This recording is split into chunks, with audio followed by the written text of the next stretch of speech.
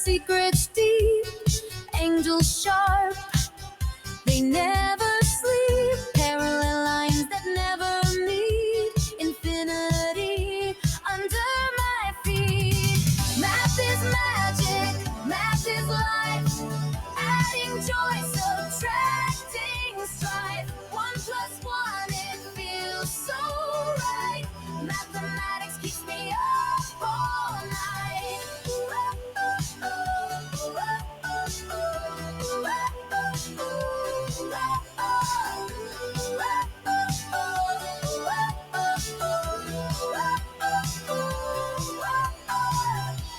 Divide my fears, multiply dreams. The world is numbers, or so it seems. Zero to hero, equations gleam.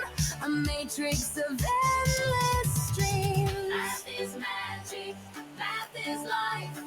Adding joy, subtracting strife. 1 + 1, it feels so right. Ayan, magandang umaga po, kung umaga man sa inyong lugar at magandang gabi rin, kung gabi man. Ayan po, so nandito po tayo ngayon sa aking Facebook video post. So hindi siya live, kung hindi siya ay recorded, para sa aking paksa, para sa araw na ito, no? O para sa episode na ito, na kung saan sa aking pagmumuni-muni ay yun, bilang isang guro sa matematika o sipnayan. Sipnayan ay malalim na Tagalog yan para sa matematika.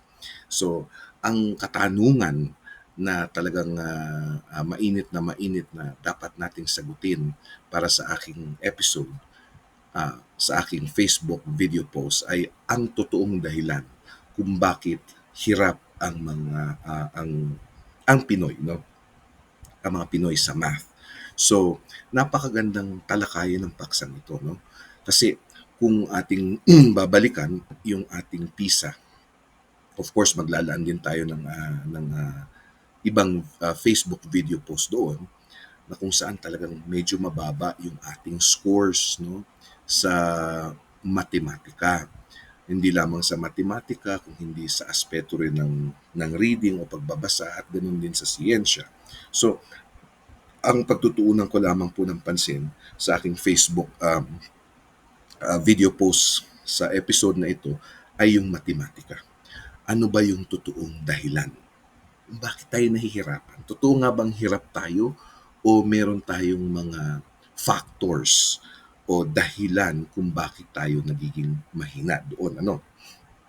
Yan ang maganda nating talakayin para sa aking episode, para sa araw na ito. Ayan, at kung napakinggan niyo po yung maganda yung kaya ako napapaindak doon sa sa music. Yan po ay created din ng AI ng Suno. Ayan. So, nag-type lang ako doon. Talagang kita mo ang AI ngayon ay ibibigay na niya sa iyo ang anong tawag dito, mga original, no? Kasi create ng AI yan eh. So, nag-type lang ako at sinabi ko, create sa music about mathematics. At yun po yung isa sa mga nagustuhan ko, no? Kasi very engaging and very exciting. Ngayon, talakayan natin, ano po ba ang dahilan kung bakit tayo nahihirapan sa math bilang mga Pinoy? Of course, ang purpose po ng video ko is informative at hindi para ibaba ang intelligence nating mga Pinoy. Bagkus i-identify natin ano ba yung factors, ano ba yung nagiging dahilan kung bakit hindi nga tayo nagiging magaling sa matematika. Yan. Ayan. So, yan, magandang tanungin natin. Sabi nila, mahina raw ang mga Pilipino sa math. Pero, totoo ba? Ayan. Nung panahon ko, syempre, no, nung ako'y nag-aaral pa bilang high school, sa aking pananaw, talagang ako'y na-train po talaga ng husto nung ako ay nasa high school ng aking mga magagaling na guro, no? At of course, lagi kong binabalik-balik tanawan ang dalawa po yan, dalawang tao. Yung isa nga ay namayapa na. Yung aking tutor noon, talagang napakatalino, si Mrs. Honorata Navarro. At talagang siya ay pasensyosa, I mean to say, na talagang tinuro niya sa akin ang matematika na kung saan ay nakita ko yung sense ng matematika. Kasi ako po hirap din ako dati nung ako'y nag-aaral sa high school. At of course, nung ako'y nasa kolehiyo, ang isa sa aking mga talagang sinundan, ang yapak ay si Mrs. Leticia Salazar. So, yan dalawang taong yan ang humubog sa akin upang ako'y maging isang mathematics teacher, no? At ako po ay nagpapasalamat dahil sila ang aking mga mathematics model para ako ay maging isang mathematics teacher. At talagang masasabi ko na ang dalawang yan, ang aking tutor at ang aking professor, they were outstanding mathematics teachers. So, para sa akin, hindi ako naniniwala na tayo mga Pilipino hindi magaling sa math. Magaling tayo, no? Magaling tayo, marami sa atin ang magagaling. At marami pa nga sa atin noong unang panahon ang matatawag na mga mathematicians. Pero tignan natin, ano nga ba yung dahilan kung bakit ngayong panahon na ito ay nagiging mahina ang particularly ang ating mga kabataan pagdating sa matematika. Yan. Ang una pong dahilan, o ito hindi natin sinisisi ang ating Departamento ng Edukasyon, yung sistema ng edukasyon. O halimbawa po, magbigay tayo ng halimbawa sa klase. Madalas tinuturo natin yung mga formulas. Yung quadratic formula, yung ano ba yan, yung formula ng pi, or area po yan ng pi. So, area of pi is equal to pi r squared. So, kapag nagtuturo ka niyan, kamukha po ako, no? Nung tinuro ko yan dito sa Amerika, kailangan i-define mo. Kailangan ibibigay mo sa mga bata kung ano ang ibig sabihin ng area, anong ibig sabihin ng pi. Of course, alam natin na ang approximate value ng pi is 3.1415 onwards, right? So tapos yung R, ano yung radius, anong ibig sabihin kapag siya ay naka-raise sa 2, no? So bihira nating makita kung paano ito ginagamit sa tunay na buhay. So kumaga, binibigay mo lang yung formula, pero ano ba yung connection nito sa tunay na buhay? Kaya meron po tulad ng pagtansya ng area ng lupa, o di ba? So dapat it makes sense sa ating mga kabataan, o paggawa ng bilog sa mesa. Kaya madalas naka-memorize pero hindi naiintindihan. Naniniwala po ako diyan. Kamukha niyan, since binanggit po diyan yung formula ng area ng circle, which is area is equal to pi r squared. So dito po sa Amerika, kailangan i-define namin yan, yung vocabulary o yung bokabularyo importante na maintindihan ng bata ano ba yung area, ano ba yung pi, or ano yung approximate value ng pi, anong ibig sabihin ng r square. So, dapat may connection. Nung tinuro ko nga po yan, isa sa mga, ako kasi hinanap ko rin yung connection bilang isang mathematics teacher. Sabi ko, tinanong ko yung sarili ko, paano ko nga ba ito tuturo na kung saan magiging engaging, at the same time, it will make sense to the kids, no?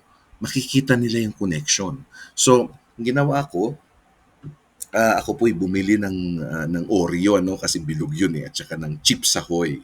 So, binigay ko yan isa-isa sa aking mga estudyante. Iba-iba meron pang cookies Kasi parang hugis bilog yan Hindi naman parang hugis, talagang hugis bilog. So, gamit ang kanilang mga ruler, sabi ko kukunin ninyo yung circumference ng cookies or ng Oreo, o gamit yung formula kung paano kunin yung circumference.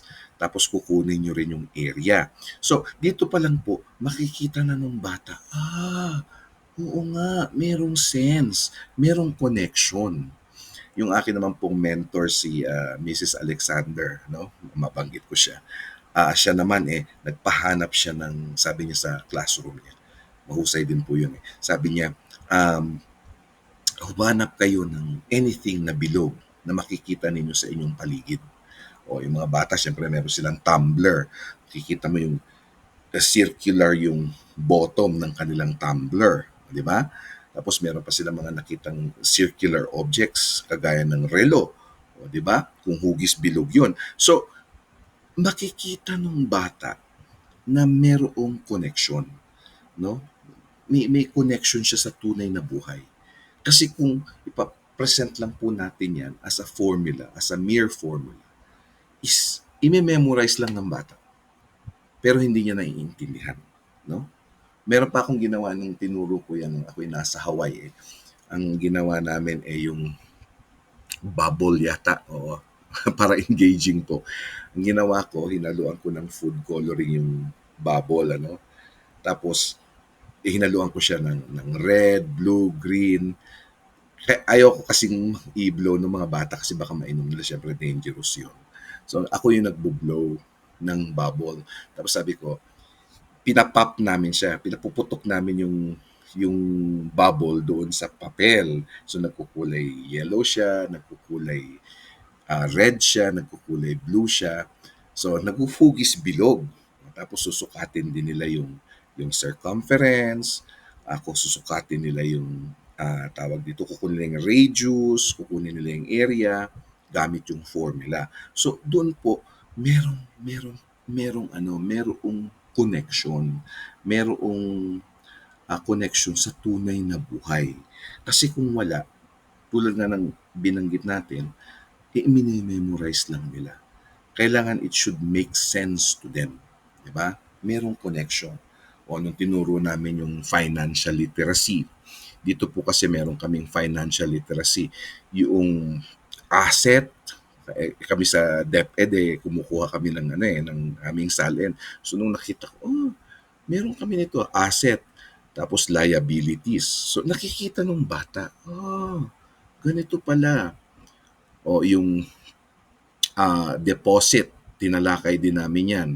Si ganito nag-deposit, tapos si student A nag-deposit ng $100, si student B nag-withdraw. So yung concept ng positive at negative nandun na, 'di ba? Kapag nag-deposit tayo is it's added to our account. Pag nag-withdraw tayo, that's minus to our account.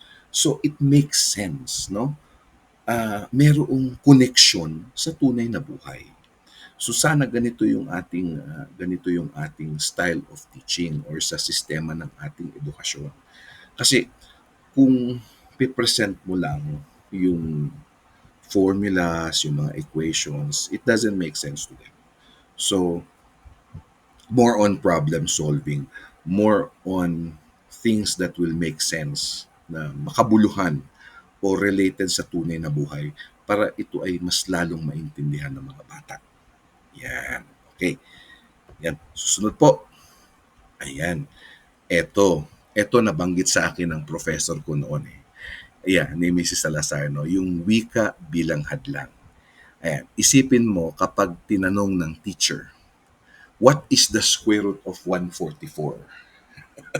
Siyempre, yung bata natataranta na yan. Oh, Diyos ko, paano ko sasagutin ito? Di ba?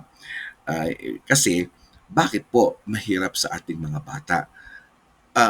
Tanggapin natin ng ating mga kabataan, hindi naman talaga sila at first, nung sila pinanganak, hindi English ang kanilang first language.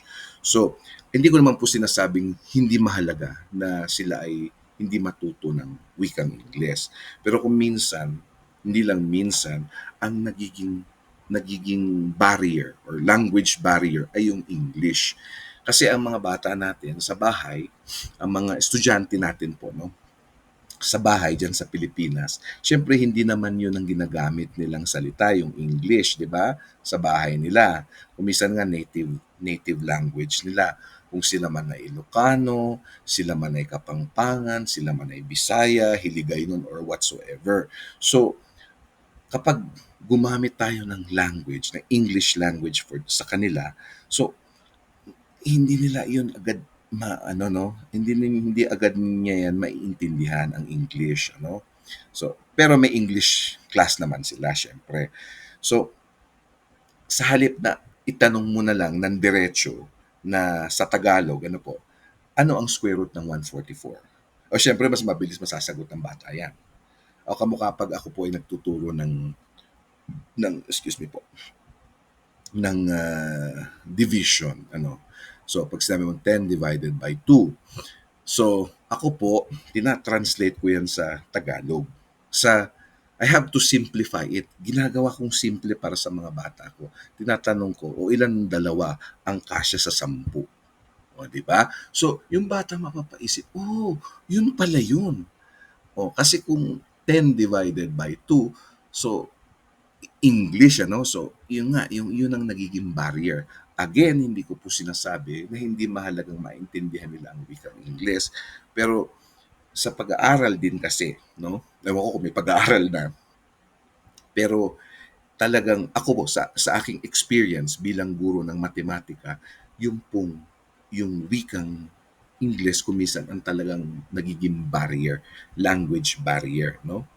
Kamukha sa amin sa dito po, meron kami mga estudyanteng Spanish. So, it's hard for them to really understand yung English, lalo na kung sila yung newcomer. Ano po ibig sabihin ng newcomer? Ibig sabihin, sila yung mga bagong dating lamang sa Amerika. Karamihan sa kalagaling sa Cuba, sa Colombia. So, hindi nila first language ang English, no? Kaya nahihirapan sila. Kaya po kami merong mga bilingual teachers. So yung mga bilingual teachers natin ang nag-a-assist kung ano yung ituturo ng math teacher, andun yung bilingual teacher to translate it. Pero yun nga, sana meron din tayong ganun sa Pilipinas. Ano? Pero syempre, hindi naman kaya yata ng pondo ng ating departamento na meron tayong mga tinatawag na bilingual teachers, no, para ma-address yung problema sa yung language barrier problem. Kasi mas maiintindihan ng bata kung gagamitin mo yun sa wikang pamilyar sa kanya kumbaga, no. Yun nga, gaya niyan kahit English speaker din po. So, yung 10 divided by 2, napaka hirap na sa kanila. So, what do? I have to simplify it, and I would say, how many twos are there in a 10? So, so that's what it means. So, we have to simplify. Yeah, di ba? And yeah, yun nga po, ang language barrier is a common problem whenever we are teaching math. Yeah. Huwag po sana magagalit sa akin yung mga English teacher ha.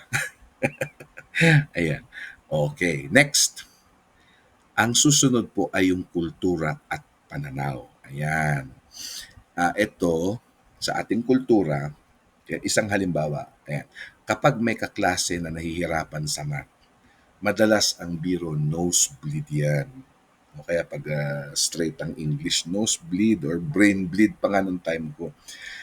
O kahit po, aminin natin to mga minamahal ko magulang, minsan sinasabi, okay lang, hindi rin ako magaling sa math nung bata ko. O, dahil dito, ang nangyayari po, nawawalan ng tiwala ang bata at iniisip niyang normal lang na siya'y mahina. So, siyempre, i-accept din po natin not to be judgmental na hindi rin lahat ng ating mga magulang ay nag-undergo ng formal education. So, paano i-address ito? So, dapat ipakita ng ating mga magulang yung full support din sa ating mga anak na, anak, kaya mo yan, unti-untiin mo lang muna o step by step saan ka ba nahihirapan. Kaya, meron ako napanood yung si Principal Joe Clark, no? Na isang naging problem doon sa school nila ay yun nga na mga bata hindi sila kumbaga even their parents did not undergo formal education. So, I hope ganun din lahat sana ng principal, ano. He passed away already, pero during his time, dun sa school na yon sa East Side High yata, something like that. Talagang nagkaroon siya ng initiative na magkaroon ng Saturday school. At dun sa Saturday school na yon, hindi lamang yung mga bata, kasi talagang inatasan niya ang kanyang mga teachers na puntahan ninyo ang bawat magulang. Kung pati magulang ng mga bata, isama na ninyo para pati sila ma-educated. It was a big move. And it happened. Tumaas ang kanilang state scores, no? Dito po ang state scores or state test is a way for the government to hold uh, educational institution accountable, at para makita nila kung talagang naibibigay ng isang paaralan ang quality education sa mga mag-aaral, no? At totoo po 'yan. Kaya pag maraming hindi pumapasa, they have to step in, no? And to take over kapag low performing ang isang school. They have to take over kasi they want to really see natututo ba ang mga bata o hindi, no? Kaya hold accountable po. Kahit mga schools dito may grade na A, B, C, and F. Pag F, hindi masyadong maganda yon. So maganda yung ginawang initiative ni Principal Joe Clark, na kung saan doon sa Saturday program niya, hindi lang yung mga bata yung inimbitahan, pati mga magulang. And you know, even though napaka-busy nila, alam ko po busy ang mga magulang kasi they're also doing their best to support the family. At alam naman natin ang sitwasyon siyempre sa Pinas, talagang mahirap ang buhay. So, pero kung sisikapin po natin gawin yan, yan ay malaking pagbabago, no? Kasi ang pag-educate natin sa mga bata ay hindi lamang responsibilidad ng paaralan, kung hindi kasama rin po ang mga magulang, no? Para matulungan natin ang ating mga anak na talagang sila ay magkaroon ng pagkatuto. Yeah. Hindi lamang sa matematika, kung hindi sa iba't ibang aspeto, no? So, kaya po yun. Pati mga magulang natuto din sila tungkol sa mathematics. Di ba? Ayan. So, maganda pong bigyan natin yung ating mga anak ng positive mindset sa halip na negative. Di ba? Isa pang nakikita kong magandang initiative din dito sa problemang ito ay yun nga, yung ang mga bata, kung hindi talaga alam ng parents, ay pwede silang manood ng mga YouTube videos, no? Kasi napakarami na po natin mga education vlogs, mathematical vlogs. Pero isang problema nga natin diyan ay hindi lahat may access sa internet. So, iyan po ay isang hiling natin sa sa Departamento ng Edukasyon. Sana dumating yung araw na magkaroon lahat ng internet access. Dito po, meron eh, no? Kahit na yung pinakamahirap, meron. I just don't know, no?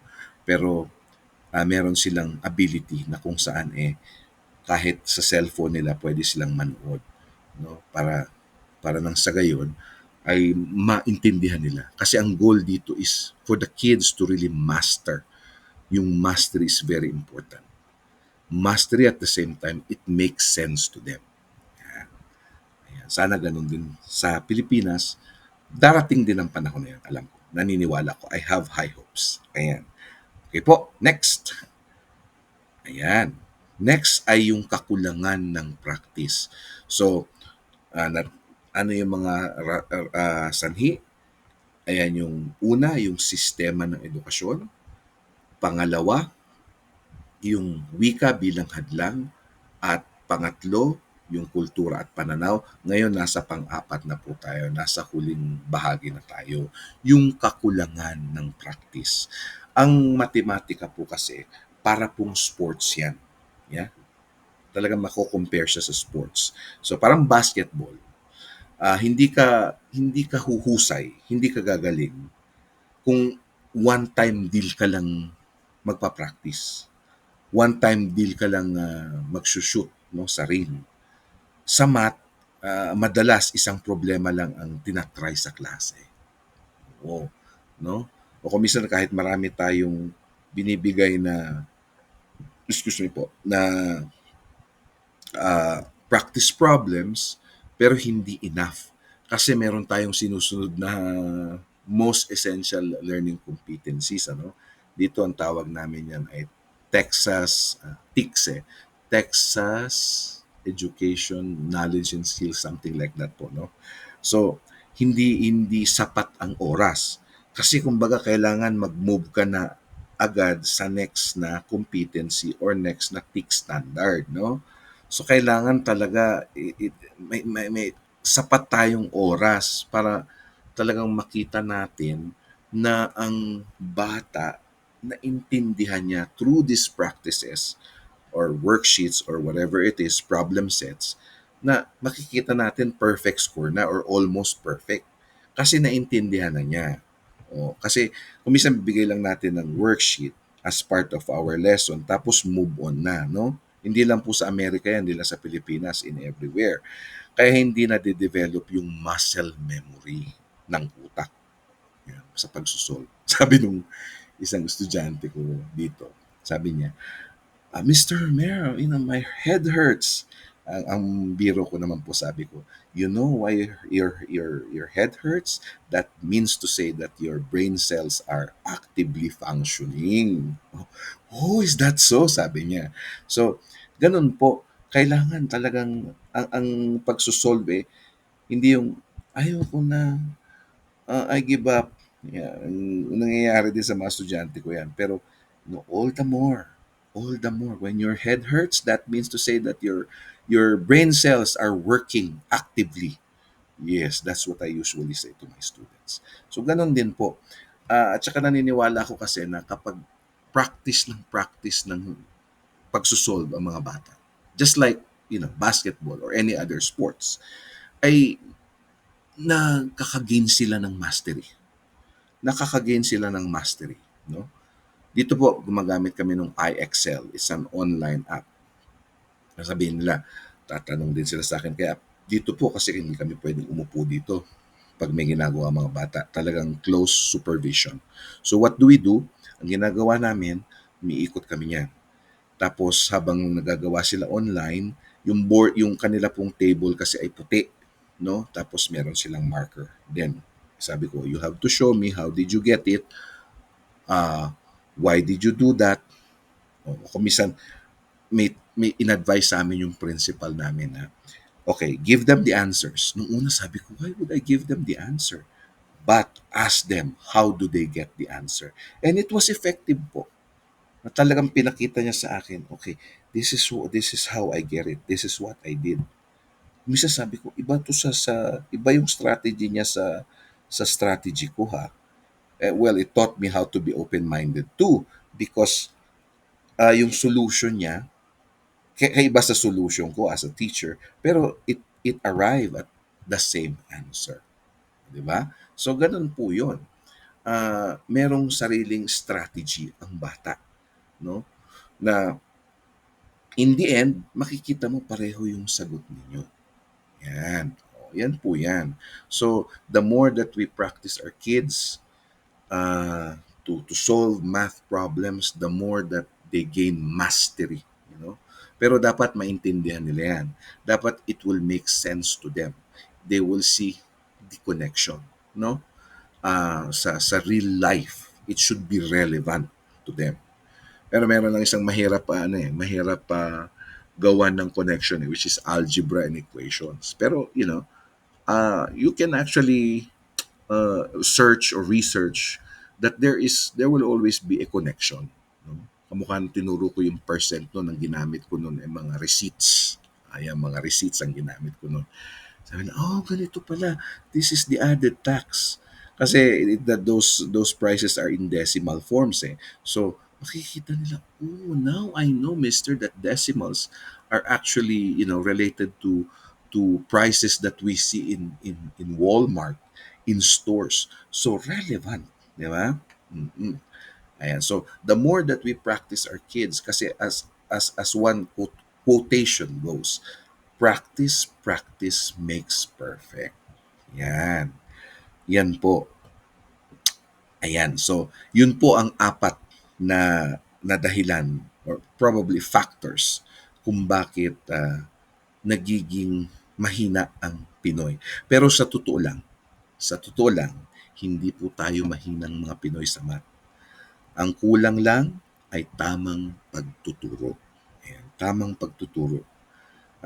Ako po, saludo ako sa mga mathematics teacher natin. I know that, all of them, all of us are good and excellent and outstanding teachers.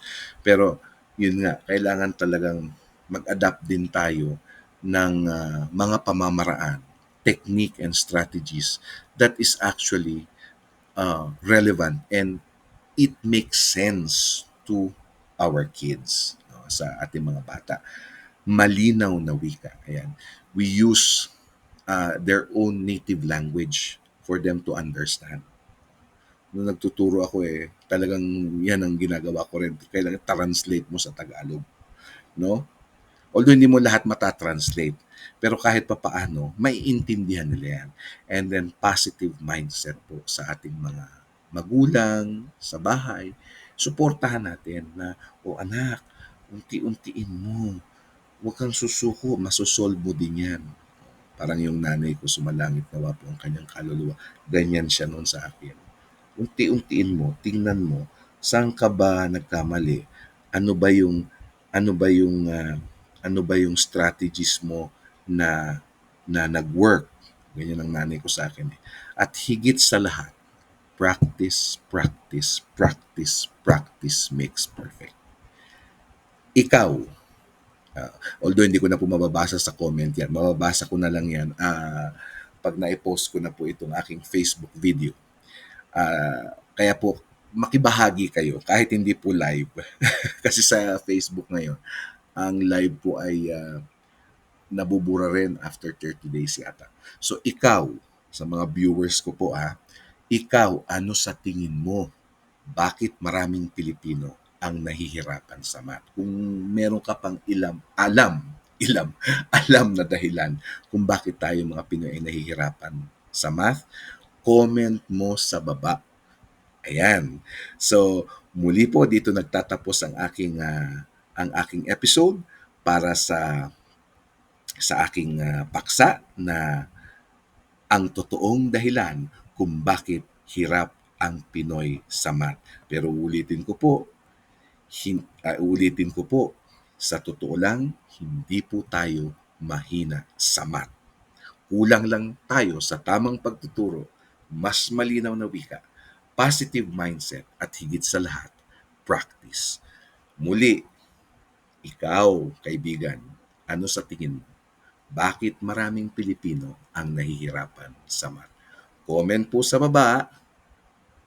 So right, mathematics keeps me up all night.